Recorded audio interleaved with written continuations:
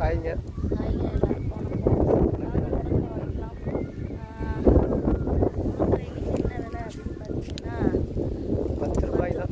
போயிட்டுருக்கு. ஸோ விலை குறைய ஆரம்பிச்சிருச்சு. நாங்கள் இனிமேல் இந்த முருங்கை பூவை ஒடிக்க ஆரம்பிச்சிருவோம். வர ஆரம்பிச்சிருச்சு, விலை குறைய ஆரம்பிச்சிருச்சு. நாங்கள் இனிமேல் விலை குறைய ஆரம்பிச்சனால அந்த முருங்கை இந்த பூவை பிடுங்க ஆரம்பிச்சிருவோம்.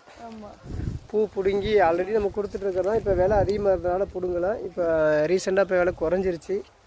இனிமேல் நம்ம கீரையும் பூவையும் பிடுங்கி நம்ம மதிப்பு கூட்டி விற்க ஆரம்பிச்சிருவோம்.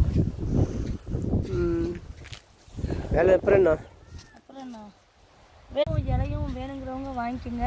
சரிங்களா? நாங்கள் கீழே நம்பர் தரோம். அந்த நம்பரில் கால் பண்ணி பூ வேணாலும் சரி, இலை வேணாலும் சரி, இலையை காய வச்சு பவுடர் பண்ணி தரோம். பூவையும் காய வச்சு பவுடர் பண்ணி. ஸோ இப்போ இல்லை, ரெடி பண்ணி தான் தரணும். கொஞ்சம் லேட் ஆகும். ப்ராசஸிங் ஆகிட்டே இருக்குது. கூடிய சீக்கிரம் ரெடி பண்ணிடுவோம். அடுத்த ஒரு வீடியோவில் சொல்கிறோம். அது வரைக்கும் கொஞ்சம் வெயிட் பண்ணிக்கணும். ஓகே. வேறு என்ன? வெயில் வேறு கொஞ்சம் கம்மியாக தான் இருக்குது. என்ன பண்ணுறதுன்னு தெரியல. வெயிலுக்கு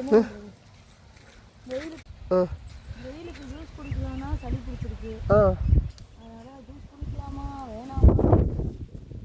ஜூஸ் குடித்தா சளி பிடிக்குதா, அதனால் வேண்டாமா, குடிக்கலாமா வேண்டாமான்னு டவுட்டில் இருக்காமா. இருக்கட்டும். நம்ம வேலையை பார்ப்போம்.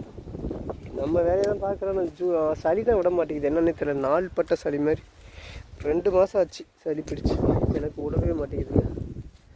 என்னன்னு தெரியல. ஸோ எனக்கு ஏதாச்சும் ஐடியா இருந்தால் சொல்லுங்கள். நானும் சுக்கு, மல்லி, இஞ்சி எல்லாம் போட்டு தான் குடிச்சிக்கிட்டே தான் இருக்கேன். ஒன்றும் குறையிற மாதிரியே தெரியல. பாருங்க, வெயிலில் எவ்வளோ தூரம் கஷ்டப்பட்டு ஒடிச்சிக்கிட்டு இருக்கோம்னு.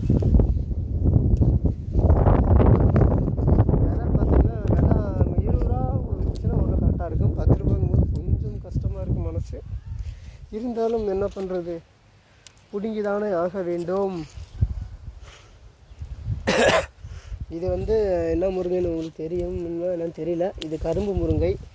பார்த்திங்கன்னா இது ரொம்ப பெருசாலாம் இருக்காது. இது ஒரு நாட்டு ரக முருங்கையோட சேர்ந்தது. இது ஒரு கரும்பு ரகம்.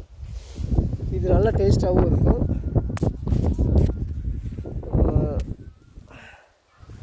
செல்லு கையில் வச்சுட்டு பிடுங்க முடியல. ஓகே, பேசி முடிச்சிட்டாக பிடுங்குவோம். இது ஒரு நாட்டு ரக முருங்கை மாதிரி சூப்பராக இருக்கும். இது விலையும் பார்த்திங்கன்னா இது அந்த செடி முருங்கையும் இதுவும் சேமாக தான் இருக்கும். செடி முருங்கை நல்லா பெருசாக இருக்கும். சேம் அதுவும் பார்த்திங்கன்னா அதே ரேட்டு தான்.